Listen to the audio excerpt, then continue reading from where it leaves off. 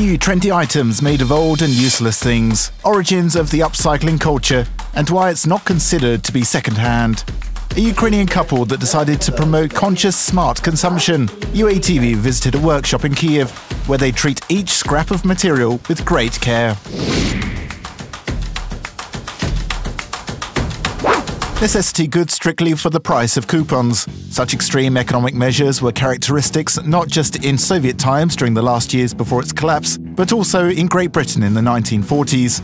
Indeed, up to 80% of the parties of goods were delivered there by sea, so during the Third Reich blockade, the British had to tighten their belts and the government had no choice but to introduce a coupon system. It regulated the consumption of basic products such as bread, milk and clothing, as the import of fabrics was also blockaded by the Germans. British women were issued a mere 24 coupons per year, at the time when a brand new dress cost half that amount. Of course, that had a huge impact on Western fashion. For example, decorative footstops were removed from trousers, the number of pockets on clothing became fewer on the whole, and women's skirts became shorter. Even Princess Elizabeth, the future queen, had to save up coupons for her wedding dress. However, unlike her, simple British women could use old clothing or the remnants of fabrics and sew them into new clothing. The entire fashion of the 1940s in this country was subject to the principles of economy and ingenuity. Literally every piece of clothing was used, from old grandma's nightgowns to tall men's trousers. Video tutorials on how to sew a new dress from scraps were incredibly popular at the time.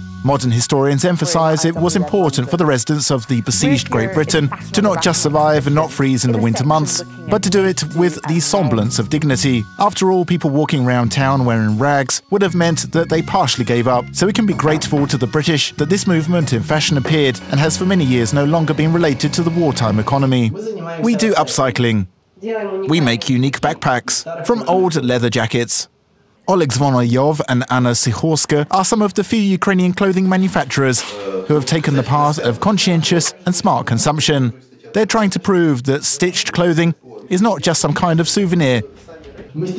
Our main objective is to convince consumers that this product we make can replace a brand new one. We try to make our products so that they last longer than new backpacks made of leather that are offered for sale in the top brand name stores. Coming up next, how two young Ukrainians put their efforts together to start engaging in upcycling. How is it different from regular recycling? And what does one have to do with a jacket to turn it into a trendy backpack? The 21st century is the time of fast fashion. Manufacturers react to trends and global events instantly, creating momentary, up-to-date collections. The British Ellen MacArthur Foundation calculated that over the past 15 years, global clothing production has doubled in volume, and it now produces more greenhouse gases than all sea and air shipments on the planet combined. As a result, most of these clothes end up in landfills and are not recycled. Thus, the economy loses about $500 billion every year.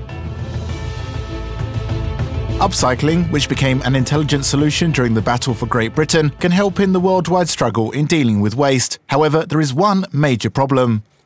I firmly believe that it's just beginning to develop in Ukraine, though I must admit that it simply cannot become widespread that quickly. When people start engaging in this sphere, they cannot immediately find a way to increase the scale and standardize it later on down the line, so it usually ends there or continues as manual labor. It is easy to do ordinary recycling at an industrial scale. Waste is processed into universal raw materials that can be used to produce new clothing. But to seriously engage in upcycling, that is, sewing old clothing into new, different clothing, you have to be a true enthusiast of environmental safety. Oleg Zvonarov was not one of those enthusiasts. My grandmother taught me to sew way back in the old days of my childhood. There was a skater community, and I specially sewed pants for them. Yes, we had a very good sewing machine. Admittedly, while I took certain interest in sewing as a hobby, I was never really serious about it. Oleg is a lawyer by education, and Anna is a manager of foreign economic activity. They met at a marketing event and did not consider working together at first. But then Oleg needed a backpack. He recalled how he organized a makeshift movie theater with a piece of canvas put together from used fabrics. So then he went to a second-hand store. I came there and saw a duffel bag that appeared to be especially for army soldiers. It didn't look that good, and it only had one harness. So that was when the idea popped into my head. Why not make it into a backpack? So I tried to remake it. The bag turned in good, usable form, and I liked it. I was a freelancer and basically had nothing else to do, so he told me that he had this idea of remaking clothing and proposed to develop a way of realizing his idea. So we then started developing some creative and practical models of backpacks. Changing a bag into a backpack for your own use is one thing, but starting mass production is completely different. It soon became clear that the usual haberdashery leather wouldn't do because it tears easily. These two entrepreneurs had to sew something even under the thick material of old jackets, which required some serious design work. Soon, Oleg and Anna found a room for their mini atelier in an abandoned building. We spent several months having fun, celebrating holidays and spending the winter there. It was autumn, but then we realized that it was fairly costly to rent a room just like that, so we decided that it was time to start sewing. I had no sewing skills, but Oleg learned how to sew from childhood. The problem was that he had no time to dedicate to this craft, so he had no choice but to hire someone. Anna managed to organize everything. The new business started with 2 seamstresses and several sewing machines. After several models, pictures on social media and an exhibition, people started taking interest in their craft. There was a lot of negativity. These are old jackets. What were you thinking of? How can you sell something like this at all? Or, it's made out of old clothing, meaning that you found something that was used. 4 years have passed and now adults come up to us and say, "This piece of clothing is made out of old jackets. It's recycling." And then they correct themselves saying, "Oh, I'm very sorry, I actually meant to say upcycling." Especially for UATV, Oleg and Anna showed us the backstage of their production facility, explained why their backpacks are not second-hand at all, and exactly how they're made. How it's done. Ukrainian upcyclers have absolutely no problems with raw materials. Practically all vendors at flea markets in Kyiv know Oleg Zvonarov, but he's known not just there. When they can't sell something, they call me and tell me to come and take it away. The second channel is everything that we collect from people. The fact is that many people have jackets that are just hanging in their closets and gathering dust, so they simply don't know what to do with them or how to get rid of them. There are also moments when some old-fashioned jacket remains after a relative passed away, so Anna and Oleg turn them into more modern and practical wear, which at the same time serve as a memory of the deceased. Other suppliers are, oddly enough, volunteers who collect such items as humanitarian aid for the Ukrainian military and displaced persons. They also collect all sorts of things, but they have no use for leather jackets. So they call us up and tell us that they have gathered some things that they have no use for and don't know what to do with them. So we take all the items away and repay them with either backpacks or money. There are such things as liquid assets. The main criteria in jacket selection for production are that the jackets must definitely be useless, otherwise they would end up in some dumpster. So Oleg does not rebuy what would have been sold as a used piece of clothing anyway. At the workshop, they sort jackets by colour and texture. Then, depending on the model of the future backpack, they cut them according to original patterns. We simply cut the collar over the shoulders, thus making the canvas as wide as possible, depending on the cut of the jacket. Then we look at how we can place those patterns. One jacket is often not enough, so we have to sew something additional onto it in order that these canvases will be sufficient to cut out all the parts. Where ordinary manufacturers cut a perfectly flat canvas, Oleg and Anna have put together a puzzle. This part of the upcycling process is much more complicated and costs the most if you take the cost of manual labour into account. In the besieged Great Britain, they used fragments of new fabric when repairing old clothing. At this point, jacket scraps served as the main body of the backpack. This leather is in and of itself quite thin, so it's not strong enough to take on heavy loads. Therefore, in order to make stronger leather that was initially intended for heavyweights, we came up with the idea to use nylon fabrics.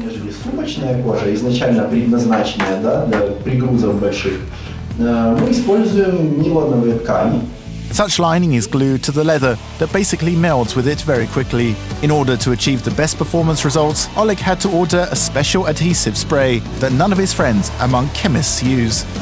The whole solution is applied in a uniform layer so that it covers the leather and the nylon fabric, which is glued to the leather and the reinforcement, and there should not be any air pockets. For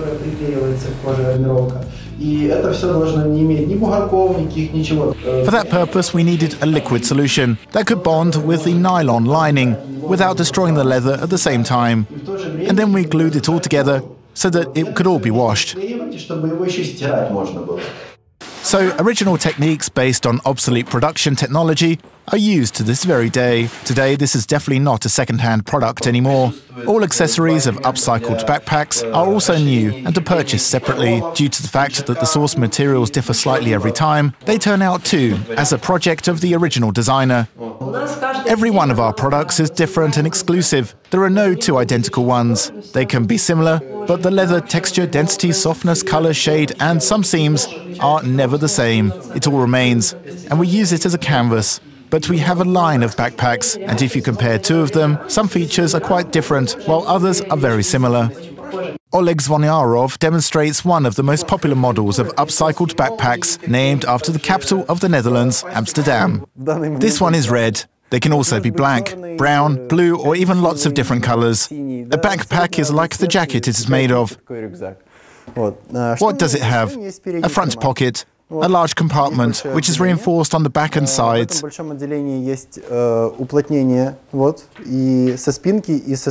This is especially intended for laptops.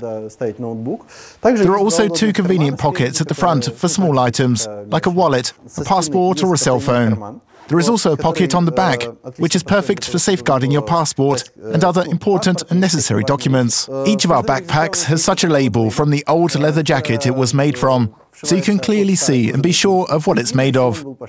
Oleg and Anna learned from their own experience and developed special patterns from other backpack models over time. They had to learn design from scratch, while also taking into account the specific details and nuances of working with leather jackets. It is quite a simple task, even for specialists. Take the belt bags, for example. We basically spent 2 weeks designing the patterns for these unique and convenient bags. We sat in the workshop all day, trying to make changes to a seam here, curve something there, and we worked on it to the end, until we achieved the result that satisfied us. Anna and Oleg always make new models in such a way that they can vary the materials which other manufacturers rarely need. This model, called Melbourne, is both typical and at the same time unique in its own way. It was a nubuck jacket, and we made a nubuck messenger bag out of it. In case of individual orders, if it's a women's bag, they usually want something bright, possibly even glossy. If it's a bag especially for a man, they usually want something that has more of a brown, grungy color. So, to suit these needs, we decided to use thick, well-worn jackets and so on.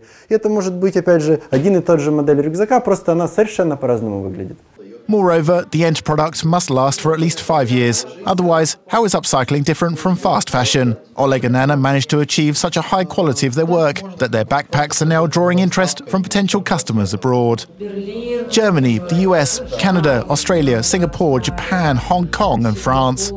Basically, we received orders from many different countries, though they are not large. Someone sent us an order, then they told 2 friends, who told another 2 friends about our product. Each